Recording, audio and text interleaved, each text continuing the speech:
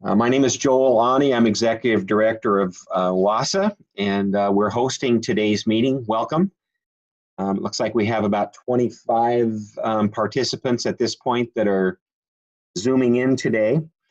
We're going to go ahead and get started in a timely fashion, and we're going to kind of shoot for a 10 o'clock hard stop. So we've got about an hour to work with you this morning. Our goal for today is to kind of provide some high-level overview of some work that we've been engaged in over the past 2 to 3, or actually past 4 months. And obviously you're familiar or somewhat familiar with that work as you're Zooming into our meeting today. I want to take care of some housekeeping items as we're getting started. Because of the number of participants, and we're up to, it looks like, close to 30 now, I'm going to ask all of you to go ahead and mute yourself so that we don't have feedback or feedback or background noise as we get moving into the meeting. So if you would mute yourselves, that would be great.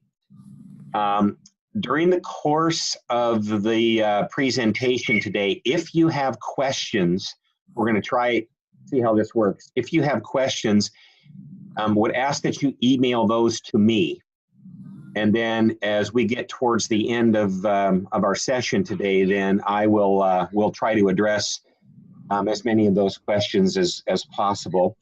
So grab a pencil so you can get my email here, and I'll monitor my email during the course of the meeting with any questions that you might have. My email is Ani, that's Jaune, at WASA, W-A-S-A -OLY.org. So that's Ani at WASA-OLY.org.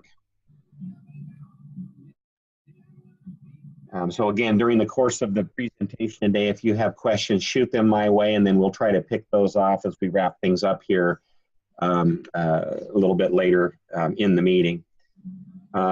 Also would remind you, and again, I'm assuming most of you are on this, but we put together a fairly robust bank of resources for those who are interested to tap into on the WASA website. So we would really encourage you to, if you haven't been in there, to get there in the next couple of days following the meeting. And a good deal of information there for you to tap into in terms of the particulars of the work, details around the work, and the particulars of the recommendations that we're going to be pushing forward to legislators. I know, right? So I'm going to start. I'm going to start by. Totally get that. It just, I was juggling a lot of receipts that I was missing. So if you haven't muted out there, if you would do that, that would be much appreciated. Thank you. Just a reminder, we're up to 28 participants, I see. I'm going to provide a little bit of background, and then we'll jump into some of the detail associated with the analysis that's been done, and also the basis for the recommendations that we're moving forward. Last fall, last September, October, we started kind of thinking about taking a deep dive into the data to try to analyze and assess the impact of McCleary on small school districts. That was kind of originally our charge and our focus. Anecdotally, we felt that maybe small school districts had been more severely impacted in general than the mid to large size school districts. We assembled a small committee of business managers, CFO types, and superintendents. I think there were about a dozen people on the committee. And over the course of 3 to 4 months, that group came together on multiple occasions, did a ton of work. And during the course of that process, we started to look at this notion of hold harmless. year ago in the legislation that was passed, there was a hold harmless provision in the legislation that basically, in simplified terms, said, no district, as a result of the new funding mechanism, would go backwards, would be worse off. And so the committee started to do a really deep dive into kind of that notion of hold harmless. And what we found is that there were, give or take, 100 districts in the state of Washington, most of them smaller school districts, but some medium-sized and some large, that were essentially would have less basic operations revenue available in 2019-20 than they had in 2017-18. And that's then began to really guide the committee's work in terms of really looking at this notion of hold harmless and then coming up with a solution and some recommendations for that we would take to the legislature in an advocacy role. The recommendations are really twofold. We have kind of the big recommendation is this notion of hold harmless. And as I said, there's about 100 school districts, you being among those, who kind of fell into that category. There's also a recommendation that focuses on teacher experience or the old staff mix. We know that some school districts got hurt very badly in terms of how that shook out. And so there's also a recommendation that Gavin will speak to here in a minute that focuses on providing some additional some relief for school districts in regard to those that were hurt or impacted most severely on the issue of teacher experience or in the old staff mix. The other thing we want to continue to reinforce, and we've done this in our messaging, is that the recommendations and kind of solutions that we're proposing and that we're going to be advocating for are by no means a long-term solution. We really see this as a short-term solution, a short-term kind of bridge to provide some additional resources to those school districts that were most severely impacted. What we know is there are 295 school districts in the state of Washington, and nearly all of those school districts came up short with the new funding mechanism. It's simply a matter of the degree to which school districts were hurt. And so we have equity issues as well. This particular look or focus is really on a subset of school districts that were most severely impacted. And the recommendations that we've crafted and the solutions that we're putting forth, again, are more short-term. And they're really, we're hopeful if we are successful in our advocacy, this will take the edge off and lessen kind of the problem that school districts are facing. And everybody's in the hole right now, but some of you are in a deeper hole than others, essentially. And we're trying to create a level playing field here through our advocacy. And so we're going to be really clear as we move forward over the next 6 weeks in pushing these recommendations that this is by no means the final solution to our funding problems, but it certainly is going to get some resources to those districts that are most in need. So that's kind of a high-level overview of the background and a little bit of context. And so at this point, I'm going to turn it over to Gavin Hotman. Gavin is CFO in ESD 112, and Gavin, along with other members of the committee, have done a ton of work. I've really appreciated the opportunity to work with them. They've done some amazing work here, a group of really, really smart people who have, I think, done some outstanding work and have got us to a good place in terms of some recommendations that we can take forward that I think we can look legislators straight in the eye and unapologetically push these recommendations forward. So with that, I'm going to go ahead and turn it over to Gavin. And again, if you have questions during the course of Gavin's presentation, send those to me via email. Again, that's Jaune, Jaune, at wasa- Thank you again for Zooming in today, and I'll hand it off to Gavin.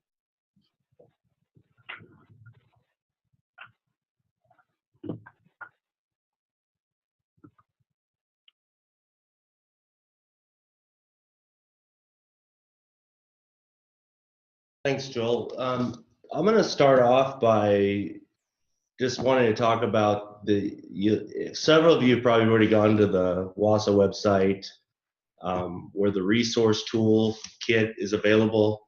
I also know there was several emails that went out yesterday that allowed you to get the documents that we put out there. I'm going to start by sharing the screen. I'm just going to jump right into the actual worksheet that calculates the information and go over that, and then we can work into executive summary details just to reinforce the information that's on the worksheet, and then talk about the experience factor. So I'm going to go ahead and share my screen.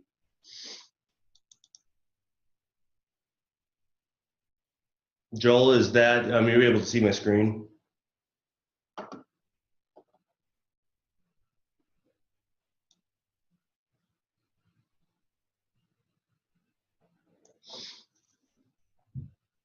So I'm going to start by just the spreadsheet you're seeing in front of you. There's this highlight. Everything you see highlighted in yellow are districts that would be eligible under this hold harmless criteria.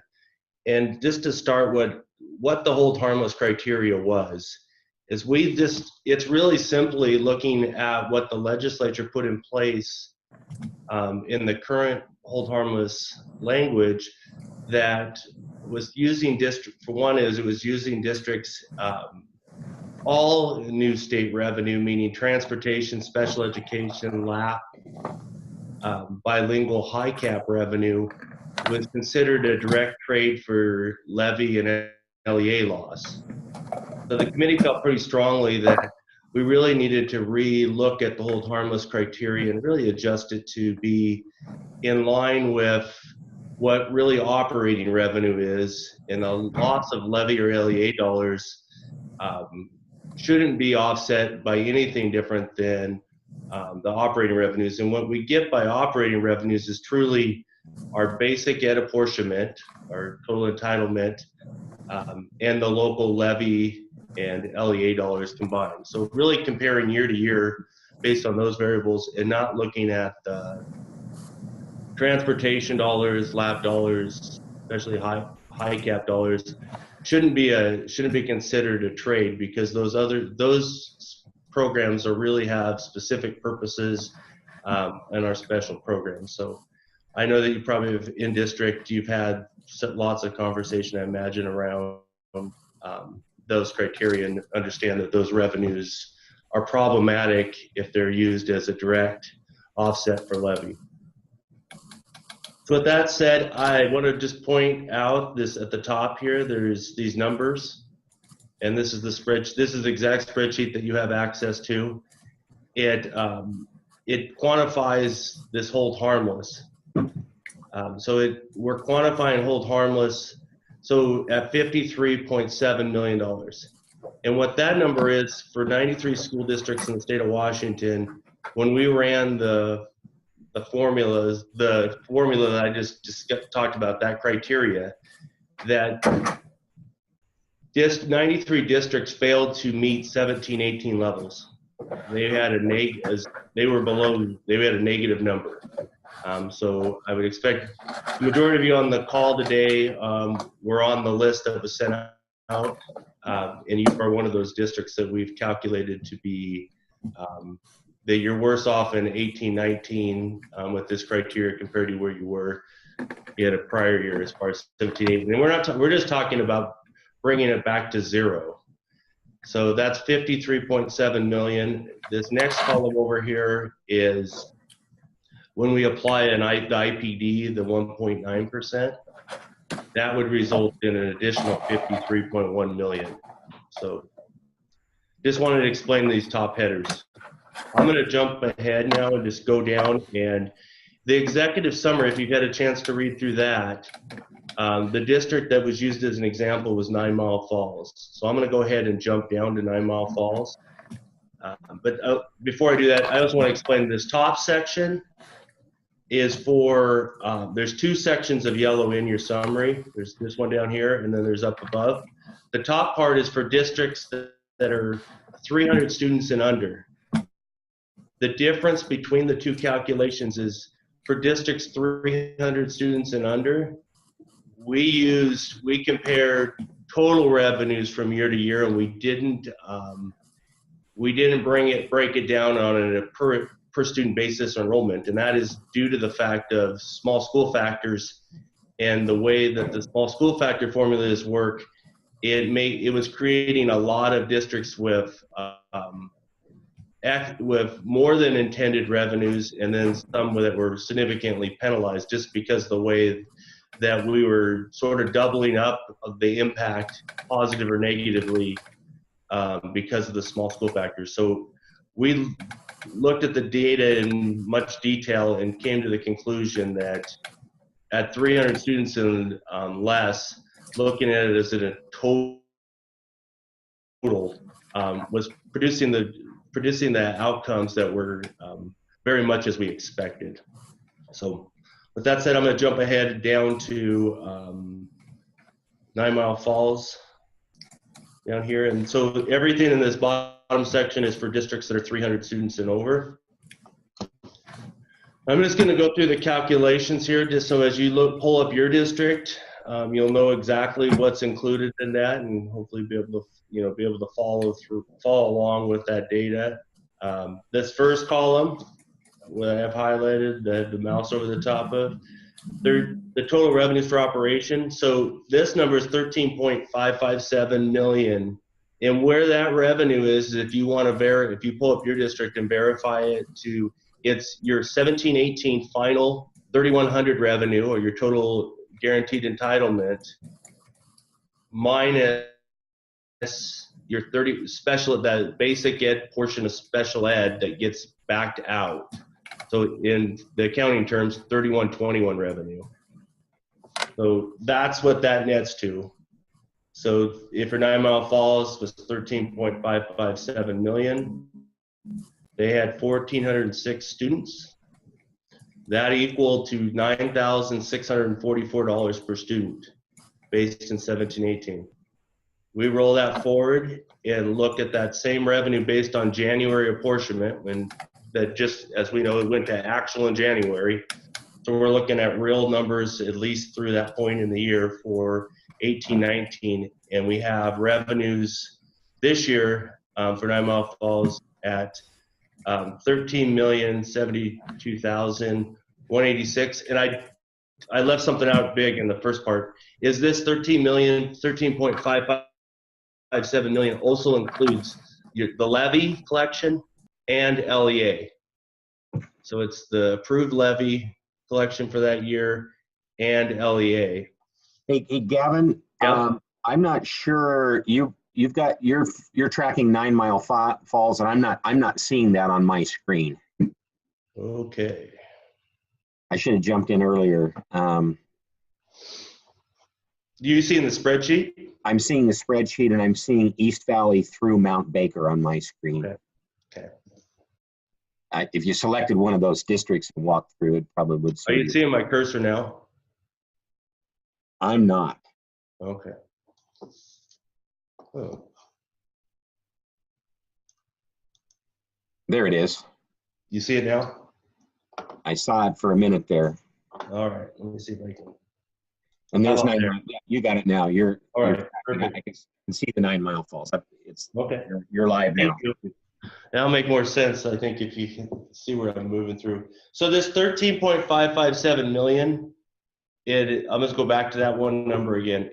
That number is your basic ed revenue, 3,100, or we also call it total guaranteed entitlement, minus the special ed, the basic ed part of basic ed gets the special ed back out, which is 3,121 revenue. So it's that, plus it also includes levy and LEA. So, and then I talked to the enrollment, 1,406 students. That averaged 9,644.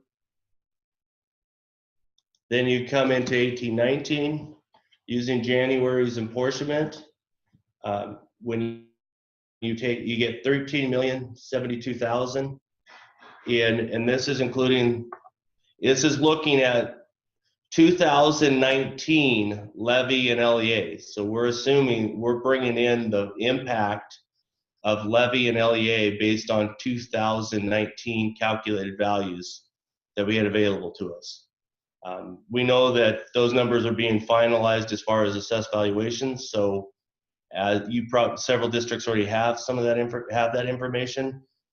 So there might be some slight adjustments there, but if you're an LEA district, meaning you're getting LEA funds, the numbers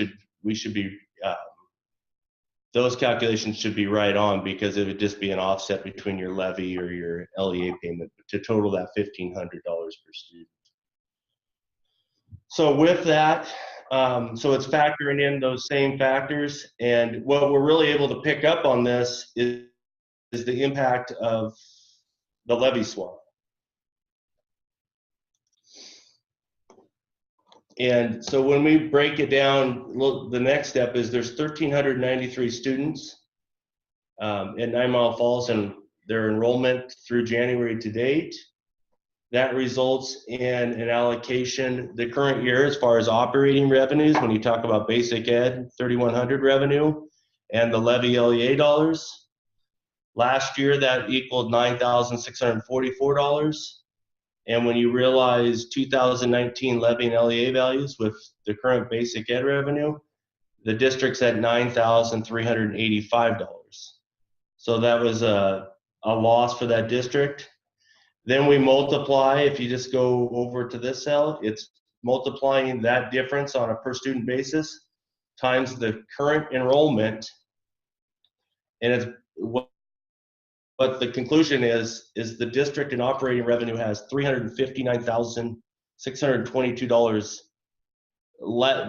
The calculations indicate that that's the allocation that the district moving forward would be short as a result of the change in the funding formula and the loss of levy and LEA dollars compared to the gains in new state basic ed revenue.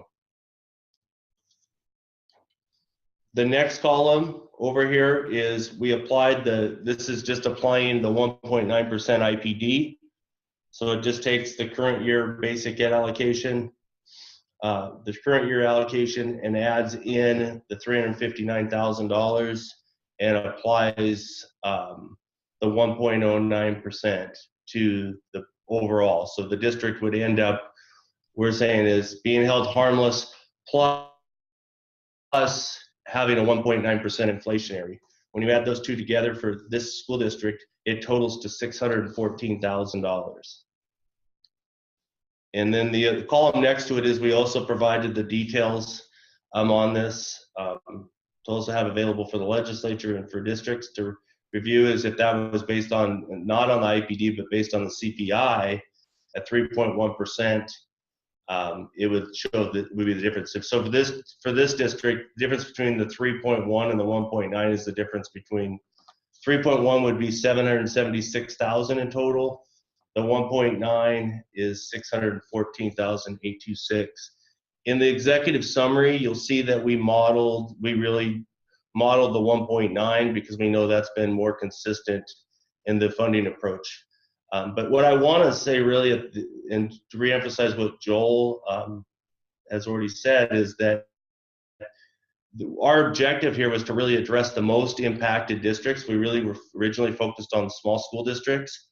The work carried over to the fact that you had to look at this, and this really was the right thing to look at, was in a statewide approach, because really we're coming to a conclusion here is trying to get districts to an allocation that at least gets them back to zero, and that's pre bargaining. It assumes you have a small healthcare increase, you got inflationary items as far as on the MSOCs, et cetera. We know that there's an expenditure pressure that's beyond that, but this really is just, it's that initial, it's a stopgap in order to at least bring districts up to the point of a true hold harmless, because the language we feel that was in place through the last legislation, including the additional revenue, those other revenues, and the approach had some flaws, and feel that this is the approach that would actually generate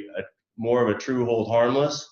And we understand hold harmless still leaves with many challenges, but it at least evens the impact across the state a little bit more aligned. So, right. Joel, do you have anything to add on that? No, I do not, Gavin, at this point. Okay.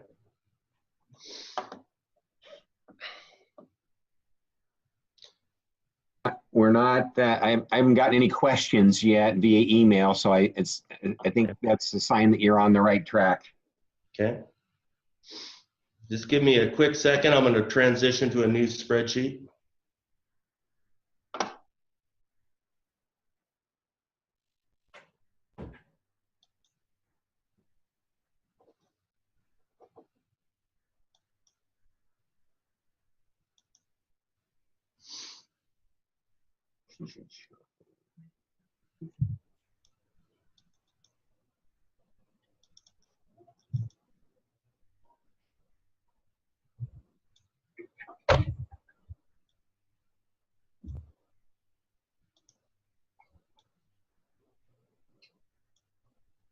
Joel, can you see this spreadsheet that I have up?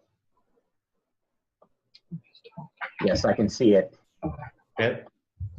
So I'm just jumping into the experience factor variable that's out there now, and just to explain where the work has gone with that. So as a second, looking at impact to try to get districts to hopefully a little bit better playing field, knowing that there's still a lot of challenges that are out there. We became real concerned with the data we were looking at as far as districts that weren't eligible or didn't receive for this next fiscal year, the 4% regionalization bump for the experience factor. And the criteria that was in the legislation was that a district had to exceed both in years of experience and degree attainment. So more master's degree, a high concentration of master's degrees over bachelor's degrees. So when we looked at that, we knew that the reality of coming off of the former LEAP schedule was driven more heavily, definitely by years of experience than it was by degree attainment, but both of them had significant variables.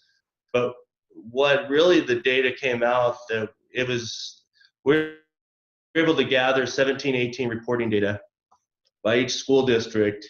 And what you have in front of you here is the worksheet that we worked from with every district. And this is sorted by years of experience. So if you start at the top, if you look at these, the top 10 districts here, all of them are smaller school districts, but there's only 2 in that group that actually are eligible for the regionalization factor that would be coming out next year. So you have districts that 20 years plus of experience that have the expense side, as far as they had a high, if you just look back, you think about the old staff mix, they had a high staff mix, they had a high average base salary, but didn't receive that because they didn't exceed the average on both based on the data that the legislature was looking at. We were unable to actually get the exact data that the legislature made their determinations on, but have recreated based on the language. So what we really came to at the end of this was where to draw the line for those districts that don't have a yes here but have significant years of experience.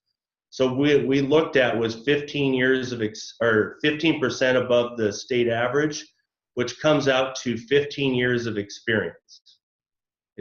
So it's right now, if I'm going to scroll to the very bottom, I think it's calculated down here. So this right here, when you average everything based on the data, the 17, 18 school district reporting data, it came out to be 13.0. And it's actually just, I go one more decimal point. It's just, so that's the variable. What we then looked at is at 15%, it puts us right at this 15-year line, which is right here, as the breaking line for what we're wanting to move forward with a request to the legislature to revise it to also include an or statement in that experience factor criteria to say you exceed the average in both degrees and years of experience, or if you're 15% above the state average in years of experience, that you'd also qualify for the 4%. So when if you scroll down this, it ends up being just over 50 school districts would be eligible for this that aren't currently receiving it. And so you can look through your data. I don't know if we have this, if this is posted right now on the WASA website or not, but I know it will be very shortly if it's not. We haven't posted this particular document yet, Gavin, but we'll be looking to get it up today. So with that, that's the criteria that was used here. If you want to say, well, what's the magical number? Why didn't you go to 14% versus 15%? One variable is we looked at, the cost, the variables that are out there, and knew that there had to be a line somewhere. But we also wanted to make sure we had the data was good and that it also could be shared out across with the legislature and with all the districts, so you could also support the moving forward with the expansion of the experience factor. But I know there'll be questions about if you're right on that line, why hasn't that line moved down a little bit? And we went based on the criteria of trying to, within a dollar amount, what made sense, and looked at total cost and where districts were placed and the ones that were most impacted. Because our original start point was really these districts that you're up here really close to 20 years of experience that were not receiving any experience factor. Okay. So Joel, do you have anything to add on that? I'll move on. No, Gavin, you can go ahead and move on. Okay. So the one area that I really encourage everyone to look at is the executive summary document that's out there, because we try to provide a lot of narrative within that. And I'm seeing, can you see my screen too, Joel, right now? Sorry, I just want to make sure that has the executive summary document up.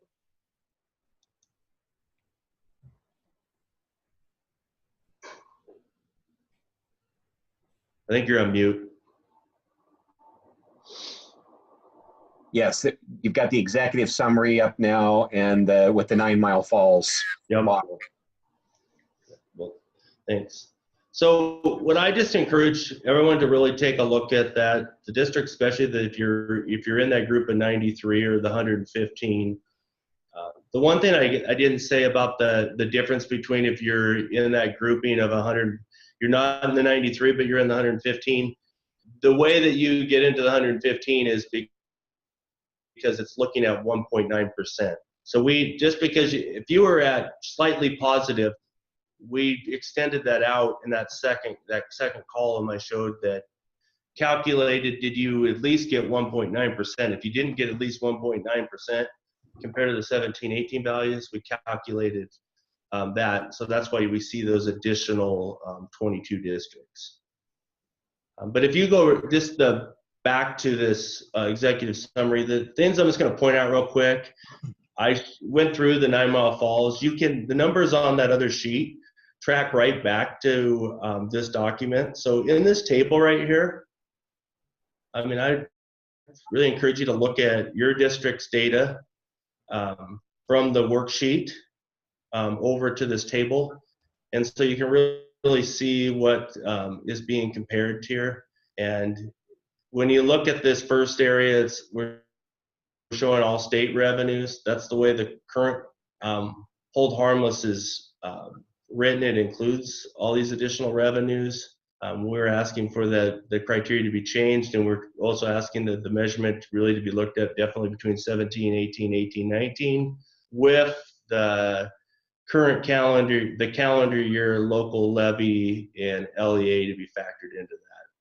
So you can see criteria there. In addition, this next part just talks about how, just giving you more narrative, what I sort of went through, but would give you a refresher about how why we went to the under 300 in an aggregate, and then we used on a per student basis, like with 9 Mile Falls, for any district that's over 300 students. And then just scroll down. This is the piece that I really wanted to show you.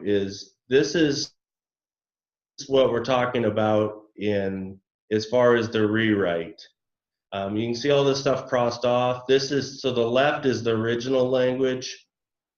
On the right side is what we're requesting that would be changed, and we're emphasizing the actual levy years to be, the 2018 year to be used for levy and LEA, and that general apportionment is the driver minus, that's general apportionment for special education, which is your 3121 revenue.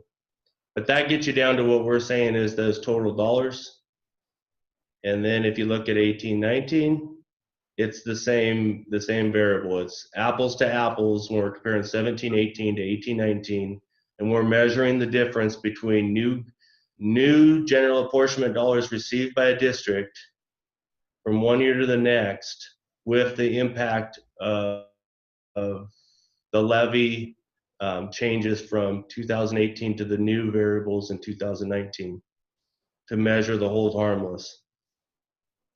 So I know that's just, I'm repeating stuff that we've already said, but just want to make sure that this is a really good, I think, a document that really explains exactly what the rationale is. So the calculations are really driven on that basis, the basis of redefining what the hold harmless needs to be a true hold harmless that gets districts to zero. And we understand zero is still a tough place, but if the expectations that districts are starting from below zero and actually went backwards at the same time, had a significant growth in expenditures because of salary cost, leads to a very unattainable situation as far as how to solve. Just going down below, this is just talking about the 300 FTE, just that they're as a total instead of on a per student basis. Rolling just down here, this is just where we go back, and for this is 9 Mile Falls still, but just we're saying again that the minimum salary went to $40,760. That's not recognized even to get to zero and hold harmless. So to be defunded in your general operating revenue, and then it have requirements to meet minimum salary requirements, that the COLA that's out there, and that's why we threw that IPD out there, really the IPD, the healthcare cost changes, MSOC, like I said earlier, and then just the reality of having to create a new salary schedule in district by district, and then the pressures with that. There's the necessity that a starting point is at least hold harmless. So just, anyways, just wanted to re-clarify some of that.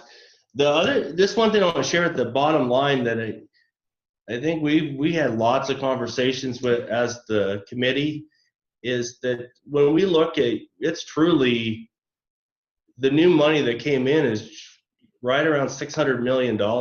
When you take the new basic general education increases, and you subtract out the levy LEA loss, we're really looking at less than $600 per student statewide. And that's when we're talking about, as an average. The 93 districts that we've identified here, that number's below zero. But even statewide, the loss of levy dollars is very significant. The other thing is the most recent, what this is also showing us, based on the current calculations of LEA, and I think it's even going to get more when we see all the final assessed valuations, is there's over an additional $100 million loss in LEA calculations, just the way the new formula is working. So it's bottom line, it's pretty significant. We've seen a $1.1 billion reduction in levy, but over $100 million in LEA is looking like it's going to definitely be reality when these numbers go final. Joel, that's all I had as far as, is there any questions that came in? We're looking, I haven't seen any questions come in. If anybody out there has a question, don't hesitate to shoot it our way here. A couple things in terms of wrapping up our meeting today. This meeting, by the way, is being recorded, and so we'll be uploading it to the website in the resources in our resources section there. And if you want to review the meeting, that will be there for you. We have a second Zoom, as you know, that's scheduled for this afternoon at 2 o'clock. It'll be the same meeting essentially. We'll record it as well, and we'll try to select the one that we think is the most coherent and would be the most useful to upload onto the website, the recording of that. A couple of other things just as we're wrapping up here.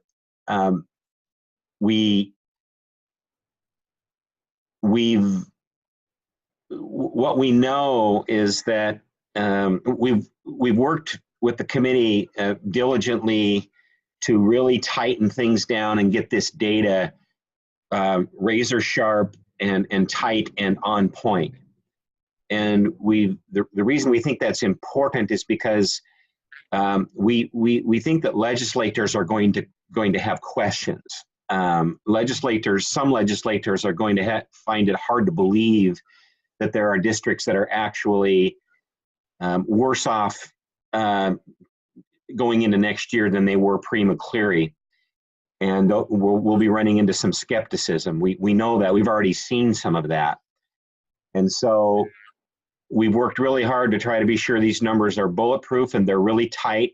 Appreciate all of you taking time to Zoom in today, because as you are engaging with legislators, it's going to be critically important that you have your ducks in a row and that you have your facts straight. And if we start to provide misinformation or we're missing the mark, we'll lose credibility and we'll be dismissed. And so we put in some time in terms of trying to create a bank of resources that school districts and individuals such as you can tap into in order to craft your message, tighten it down, and be really, really focused and on point. And so we would really encourage you to continue to think about this, get into the resources that we've made available on the website, and really familiarize yourself with the particulars here. At a high level, I'll just back up. At a high level, I want to underscore this again, and I sound like a broken record, but we're really looking at this notion of hold harmless. And we think that it might be a powerful strategy, because remember, the legislature has a hold harmless provision in the previous legislation. So what we know is that the legislature's intent was that districts would not go backwards. And I think we think it's a good place to build off of that notion and remind legislators that here, you had this legislation, obviously you were concerned and wanted to be sure that no district went backwards. We've done an analysis, and the hold harmless that you put in place didn't quite get the job done. And so that's what we want to talk about. We think that that's fertile ground for some pretty productive conversations. we had hoped that our solution maybe would be less than $100 million, and we were cognizant of cost because that's all part of this process. It ended up being over $100 million, and so the number is one that legislators may swallow pretty hard. But we're going to push forward and ask for what we think we need, and then we'll see how this process unfolds over the next 2 months. Again, I'm going to check my email here. It looks like we're in good shape on questions. If something comes to mind, don't hesitate to follow up with me or with Gavin, and we'll do our best to get back to you. Give us a call, shoot an email, whatever. We're here to try to provide some clarity to this. At this point, I think we're there. Gavin, do you have anything else to add before we adjourn? The only thing I would say is that the other thing we know is the work we did the committee. One reason why we just wanted to show the spreadsheet for the entire state, even for the districts that were going to qualify or not qualify, is I think if you look through that data, I mean, this is using January's data is the first time we've been able to see actual impacts in what that's going to look like into the future. So I also think it's good to try to take some time to look at the overall statewide data and get a grasp of that knowledge, because I think it was from the work we did on this and looked statewide, we were even a little bit more, I guess, a little bit surprised we knew that it didn't go far enough, the new revenue, compared to the loss of levy, but just how small those dollars really got shrunk. And I think that worksheet that's in front of you and that we're hoping we can get out there more, because there's a lot of misperception, especially from legislators, about the total dollars that are out there. But we hope that document's going to be helpful as far as to be able to also communicate out what the bottom line is statewide. A couple of questions have popped in. They're pretty straightforward. One individual on the call on the Zoom has asked where can these documents be accessed, and if you go to the WASA website, just go to the WASA website, and it'll lead you right to the particular page where all of these resources are housed. Also, someone asked about the total cost of what we're recommending, what we're asking for. It's a little more than $120 million is the total cost. I think those are the questions that we have to this point. So again, don't hesitate to follow up with us, and we'll be back online at 2 o'clock for our second Zoom meeting of the day. Thanks again for weighing or for Zooming in, and we'll see you down the road. Thank you, Gavin.